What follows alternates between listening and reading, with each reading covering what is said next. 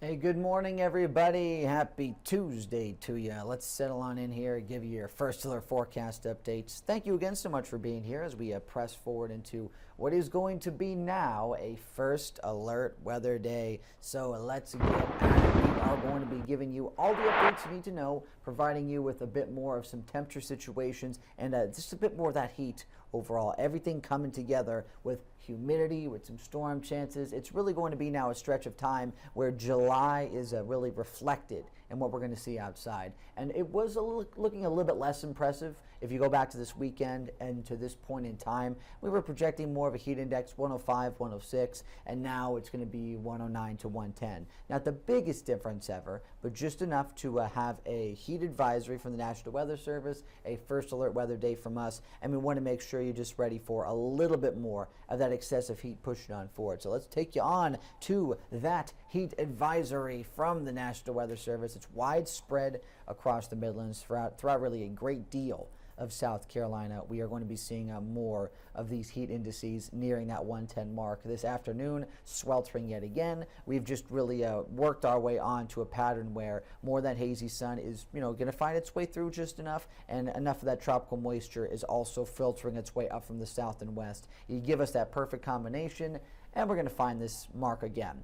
So as we've already seen this year, a lot of these temperatures making that climb. You just have to factor in with the melting, sweltering, and just sticky feels that are going to be out there for South Carolina today. So let's continue on with that. We're going to be going on with today and tomorrow as first alert weather days because of what we see with that feel-like temperature that's going to be close to 110. Even if it falls just a little bit shy of that mark, 108, 109, that's still going to come along with a heat advisory from the National Weather Service. So keep that on your brain, keep that in your head as we go into what will be a time you need to prepare for a little bit more now. Even though it's going to be a hot and humid week, and we already prepared you for that, as we've worked our way into this, it's just going to be taking that little extra step, a little extra water, eating right, as best as you can, making sure you are really going over the just checklist of keeping those around you safe, bringing your pets in, and that's all going to be something crucial by this afternoon. Right now, we just got the busy commuters, or of course, just leisurely travelers going in and out of Columbia right now, but it is going to be, of course, a little bit more of a busy time out on those roads as we see temperatures working their way towards 80 degrees already, and that's only going to be getting a bit worse and worse as time goes on. Let's continue to settle in here, get you into the tidbits, because after what we see for this nice morning where temperatures have been in the mid and upper 70s, we have to see everything build and then break up a bit once we get into the late phases of the afternoon. Feel like temperatures, yes, we got to make sure we're focusing on that mark. Everything is pretty much going to be over 100 this week, but today and tomorrow it's going to be the hottest. It's going to be that feel like temp near 110. Best chance of storms actually right now over the next couple of days does look to be this afternoon too. So if you're watching this right now, you're taking a check of this graphic on your Futurecast, this is going to be where we see things deteriorate gradually into the afternoon. So really getting past that 3 p.m. threshold, watch this.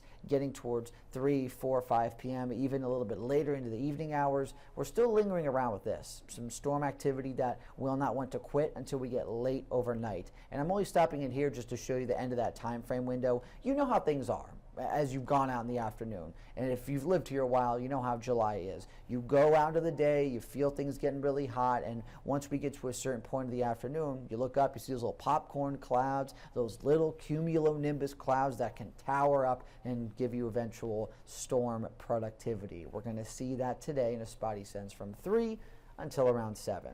Now, as we go overnight, we see that calm down. We start out Wednesday morning looking really good. And here's the change of pace now once we get a little bit later into Wednesday. A bit more of a westerly breeze, even could be out of the northwest for a brief period of time. And this could actually come along with just enough dryness to really drive down rain chances. I'm talking only around 20% tomorrow as opposed to today where I'm anticipating 40 to 45% coverage. So we're really cutting into that for Wednesday. Looking pretty good. It's just going to be very hot. So don't get me wrong that there won't be hazards tomorrow. It is going to be a sweltering day for South Carolina. I'm talking a high temperature near 98 and that feel like temp 110, 111. It will be cooking for your Wednesday. As we go into Thursday morning, yet again, calm and clear, some clouds mixing in, not too much happening, and then just that typical spotty activity with showers and storms into the late phase of the afternoon, which honestly I'm not even anticipating some until the evening.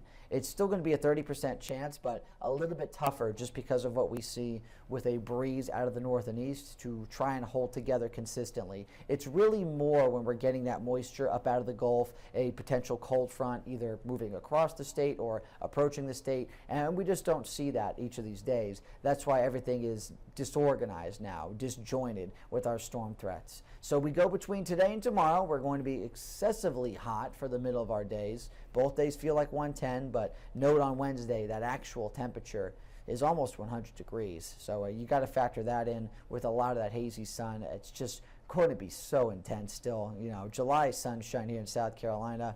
Oh man, when it hits you, you got to be ready for it. You need to make sure you are hydrated and protecting yourselves with some good sunblock if you're going to be outside for an extended period of time. And that's going to be a big factor between today and tomorrow yet again.